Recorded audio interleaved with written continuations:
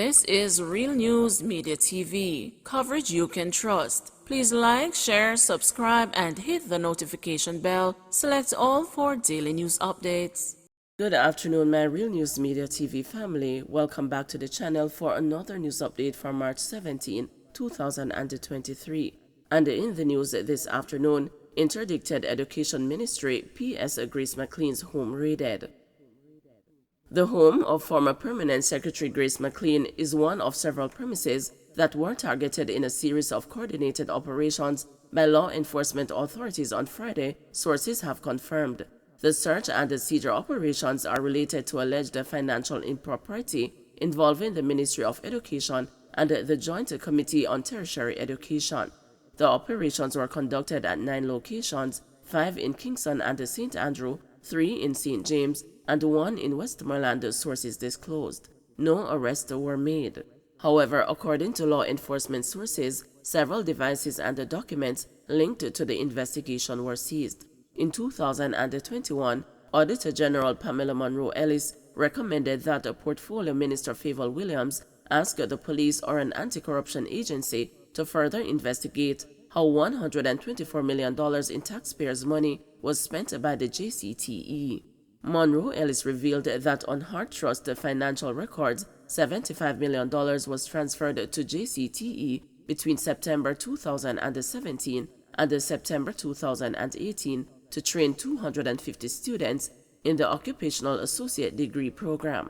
The decision to transfer funds directly to JCTE in order to fund a unit within the Education Ministry was questionable, said Monroe Ellis, given that the project charter gave management responsibility for the program to the ministry via the Center of Occupational Studies. The Auditor General reported that the Heart NSDA Trust could not confirm that the $75 million transferred to JCTE was utilized to provide funds to COS in the ministry as stipulated in the project charter. McLean indicated that the ministry did not receive any funds from JCTE. In her probe, Monroe Ellis also found that between February 2019 and June 2020, the Education Ministry, under the leadership of McLean, transferred sums totaling approximately $75.9 million to JCTE using its TRN.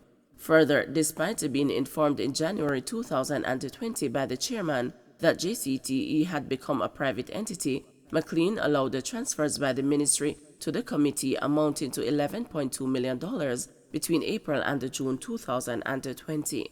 Monroe Ellis further argued that JCTE Limited had no legal basis to obtain money from the government. Firearm found in barrel in St. James. A collaborative effort between the St. James Police and the Jamaica Customs Contraband Enforcement Team resulted in the seizure of 1 firearm and a magazine at the Seaboard Warehouse in St. James on Thursday, March 16. Reports are that about 5:45 p.m., the team carried out a coordinated search of the warehouse, where 1 disassembled Taurus G3 pistol and a magazine were found in a barrel. The weapon was subsequently seized. Detectives are conducting further investigations into the seizure. Sentencing postponed for Trelawney man who killed a cousin, buried body in shallow grave. 28-year-old murder convict Abby J. Terran Powell will have to wait until March 23 to find out the length of his sentence. Powell, who is being represented by attorney-at-law Shellyan Hyman, was scheduled to be sentenced in the Western Regional Gun Court on Thursday, but the sentence was postponed because a social inquiry report ordered by the court was not ready. Additionally, Powell was taken from the Trelawney Police lockup to the court for his sentencing. As a result, presiding Judge Justice Andrea Thomas postponed the sentencing for just over 1 week and ordered Powell remanded. Powell was convicted for the murder of his cousin Otis Patrick, also known as Ronnie, of Albion Mountain, St. Mary, whose body was discovered in a shallow grave some 6 years ago.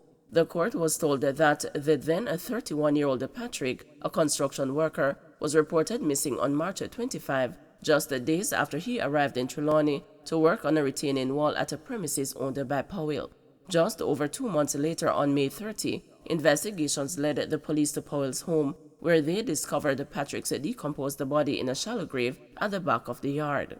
The police reported that a number of large stones and marl were packed into a hole on top of the body, and a plot of corn was planted on top of the grave and in the surrounding area.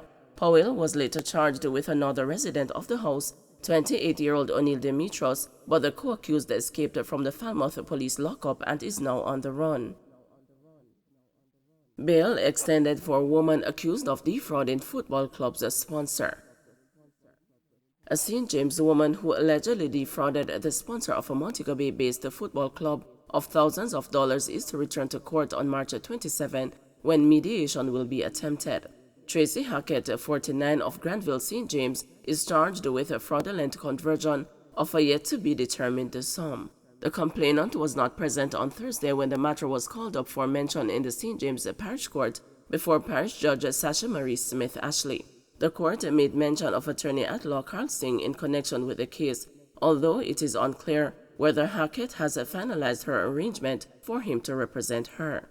Hackett, who is out on $400,000 bail, had her bail extended until March 27, when the complainant is expected to be present so that mediation can be explored. According to court documents, the complainant is a sponsor of the Granville Football Club, of which Hackett is the president. On several occasions, the complainant would make payments for transportation for matches outside of St. James for the team. However, it was later revealed that the club did not play any games outside of the parish during the 2022-2023 football season, and that Hackett was collecting the payments, which she utilized for her own benefit. National minimum wage increased to $13,000 weekly. Effective June 1, the national minimum wage will be increased to $13,000 per 40-hour work week. Prime Minister Andrew Holness announced the increase during his budget presentation in the House of Representatives on Thursday evening. Mr. Holness said the increase is to prevent erosion of the income earned by minimum wage workers. We recognize that the contribution of minimum wage earners, such as household workers, artisans, laborers, store clerks, and security personnel, is vital to the success of our manufacturers, hotel professionals, lawyers, doctors, and teachers in meeting our national productivity and service targets. Therefore, we are pleased to announce that starting June 1, 2023, the national minimum wage will increase from $9,000 per 40-hour week to $13,000 per 40-hour week. We have engaged employers in the security industry to improve the conditions of work for our security guards, ensuring that the necessary statutory payments are made so that they will qualify for housing and national insurance pension. Today, I announce a significant increase in the minimum wage for our industrial security guards. The minimum wage for industrial security guards will move from $10,500 per week to $14,000 per week. The purpose of the differential was to account for the special circumstances of security guards. Now, basically, the security guard is a worker, so an employee, and therefore is covered by the same legal standards, and therefore the need for a differential no longer exists. But we wouldn't have done it in just one go. But we wouldn't just make such a change in one go. So I give notice from now that the differential would be removed. Don't forget to like, share, subscribe, and hit the notification bell. Select all for daily news updates.